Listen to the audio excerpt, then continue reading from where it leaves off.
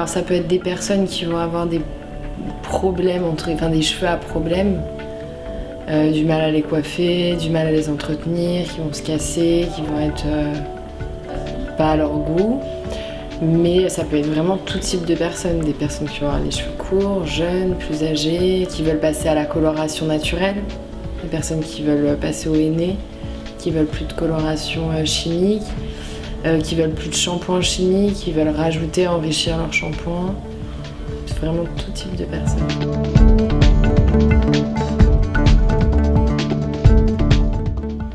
Souvent ça va être pour favoriser la pousse, pour limiter les pellicules, ça peut être des petits problèmes d'irritation, des choses comme ça, ou alors ça va être cheveux secs, pointe sèche, ça c'est quelque chose qui revient souvent, racines grasses, ça peut être aussi simplement des shampoings déjà naturels. Ouais. Ça c'est pour beaucoup, c'est un peu la démarche du départ.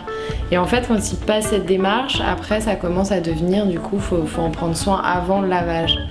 Et donc petit à petit on rentre dans les huiles, les baumes, et là il y a des confections de crèmes, de choses plus poussées, quoi.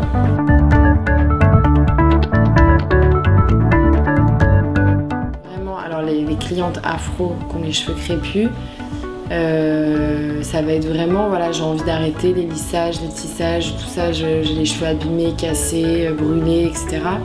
Et donc là, soit elles arrivent, elles ont les cheveux super courts, et ça veut dire on redémarre, et du coup elles vont faire des soins vraiment nourrissants, donc elles vont mettre aussi des choses qui vont favoriser la pousse, ou alors ça va être simplement des personnes qui ont les cheveux crépus et qui n'ont pas forcément fait de nattes et des choses qui les ont abîmés, et qui vont avoir envie d'en prendre soin avec des produits naturels.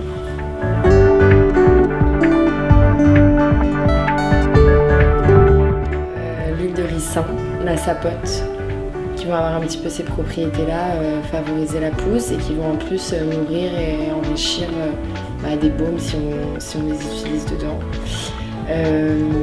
Après ça peut être des huiles essentielles aussi, la baie Saint-Thomas qui va favoriser la pousse.